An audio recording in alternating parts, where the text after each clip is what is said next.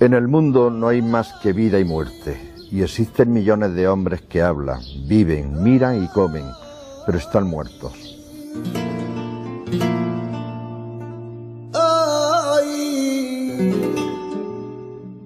Y la grandeza de Lorca, o una de sus grandezas, está precisamente en ese juego de opuestos que él traba con una fuerza deslumbrante. Y Lorca es un poeta muy raro porque nos atrae su colorido, esa fuerza expresiva, vital, inmensa que tiene, y cuando hurgamos, cuando reflexionamos mínimamente sobre lo que nos está diciendo, casi siempre nos está hablando de las dos cosas, el juego perpetuo entre la vida y la muerte, en que toda la existencia de algún modo se resuelve y que él siente desde lo más profundo de su expresión literaria. Federico García Lorca nació en esta casa de Fuentevaqueros, en la provincia de Granada, el 5 de junio de 1898. Adscrito a la generación del 27, Lorca cuenta como uno de los poetas españoles con mayor influencia y popularidad de la literatura del siglo XX. Marcado por las enseñanzas de su madre, doña Vicenta, maestra de profesión, y por el aprendizaje de la música al piano, con tan solo 10 años Lorca publicó su libro Impresiones y paisajes. Desde entonces, toda la obra de este universal autor, tanto en verso como en prosa o en teatro, ha estado cargada de dos conceptos existencialistas, la vida y la muerte.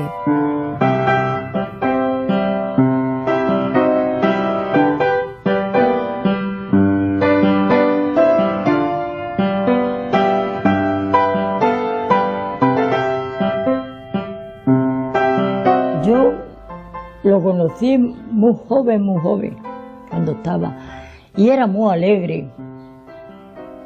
Federico era muy alegre. Y tocar el piano como tocaba el piano, que parece que lo estoy viendo tocar el piano así. Y cuando tocaba, que le gustaba mucho a doña Vicenta, tu madre, le gustaba mucho, pues, unas sevillanas que tocaba él en él, y le gustaba mucho cantar las sevillanas, y decía: es que no puedo cantar, manojito de claveles, que me la dio un sevillano, por la mañana temprano. Ay, qué bonito, y ay, qué bien huelen. Madre, llevemos al puente a ver los picapedreros que están picando la piedra, con mucha gracia.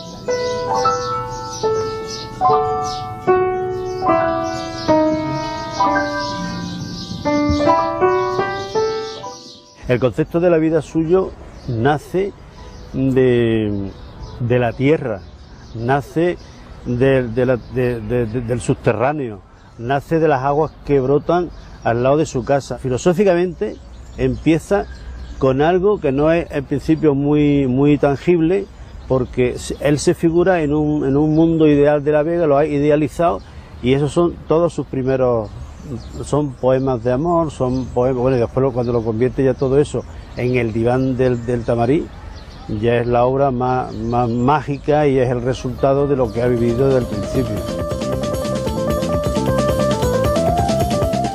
Durante 10 años, desde 1918 a 1928, Federico García Lorca se instaló en la Residencia de Estudiantes de Madrid. En esta época frecuenta activamente a los poetas de su generación, que permanecen en España: Jorge Guillén, Pedro Salinas, Gerardo Diego, Dámaso Alonso, Rafael Alberti y sobre todo Buñuel y Dalí, quien pintó los decorados del primer drama del granadino, Mariana Pineda. La vanguardia española y el contraste entre el campo y la ciudad entra así en su vida. En 1929, y tras una crisis sentimental, Lorca realiza un viaje a Nueva York, de donde surge su libro Poeta en Nueva York. Allí entra en contacto con las minorías negras, que influyeron decisivamente en su obra, como lo hicieron los gitanos en su romancero gitano o los judíos, o como lo harían los sones cubanos.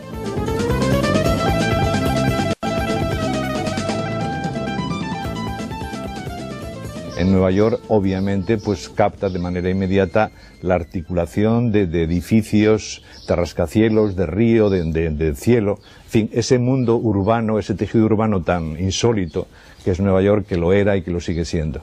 Y entonces trata de incorporarlo a su poesía. Y sin embargo lo capta profundamente, es decir, la última gran traducción que se ha hecho al inglés de Poeta de Nueva York tuvo un éxito enorme en Estados Unidos, porque resultaba todavía novedosa para los lectores de habla inglesa esa visión de un poeta europeo, de un poeta andaluz frente al mundo neoyorquino.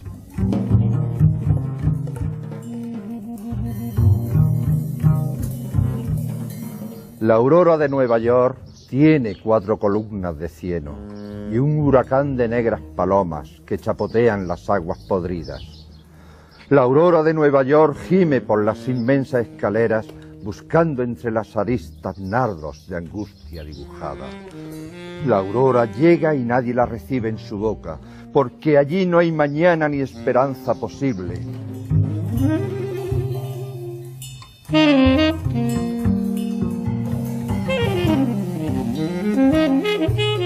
Durante la Segunda República Española, Lorca fue nombrado codirector de la Compañía Estatal de Teatro La Barraca, donde disfrutó de todos los recursos para producir, dirigir, escribir y adaptar algunas obras teatrales del siglo de oro español.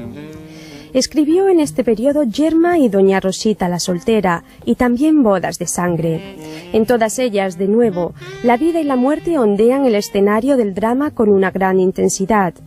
Un suceso real aparecido en la prensa de la época en este cortijo del fraile de los Campos de Níjar, en la provincia de Almería, fue el que inspiró la obra Bodas de sangre. Una mujer, Paca la Coja, enamorada de su primo, no quiere someterse a un matrimonio impuesto. La misma noche de bodas intentan escaparse. El drama estaba garantizado.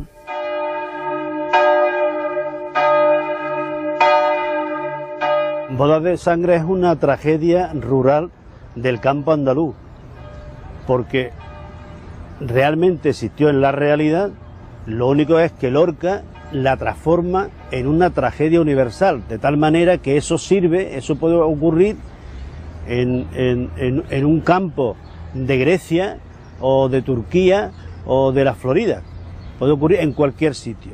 ¿Por qué? Porque el argumento principal es un argumento del alma, y entonces es una tragedia que forma parte de la vida desde que existimos los humanos. El fatalismo, el fatos, a veces el tánatos de la muerte, ¿no? Es decir, como elemento que vertebra muchas de su obra, no deja de ser nada más que una recreación precisamente de los grandes referentes del mundo clásico, ¿no? Y en este caso del teatro clásico, ¿no? Bodas de sangre, la sangre como tal, la muerte, pero una justificación para hablar de los sentimientos y del amor. Entonces los sentimientos del amor existen en todas partes.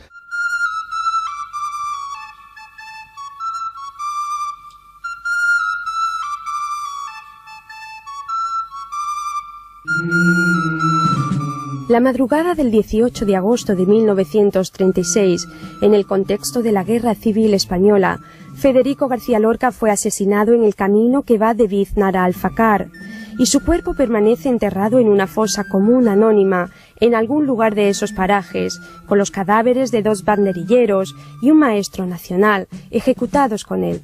España y el mundo había perdido a uno de sus grandes poetas en la plenitud de sus facultades creadoras. ¿Habían diseñado algunos de sus personajes su propia muerte trágica? Tras ella, un halo de vida acompañó su memoria, vida y muerte, muerte y de nuevo vida. Se le vio caminando entre fusiles, por una calle larga, salir al campo frío, aún con estrellas de la madrugada. Mataron a Federico cuando la luz asomaba. Se le vio caminar.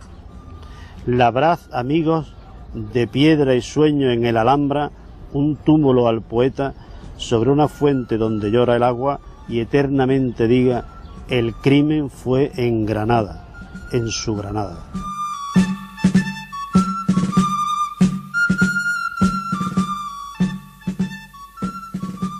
Y cuando la guerra lo mataron a Federico, no quiero, mataron también a mi padre, que era bastante mayor que él, pero se llevaron 2 días. Y es que no quiero, acordarme de eso no quiero.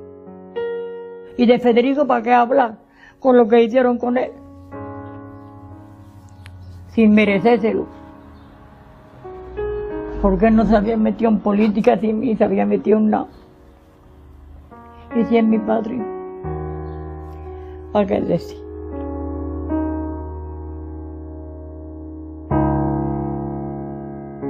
Canto a España y la siento hasta la médula, pero antes que esto soy hombre del mundo y hermano de todos. Desde luego no creo en la frontera política. Lorca, vida mientras estuvo, muerte cuando se la cegaron indiscutiblemente, y vida porque dejó lo que dejó, ¿no?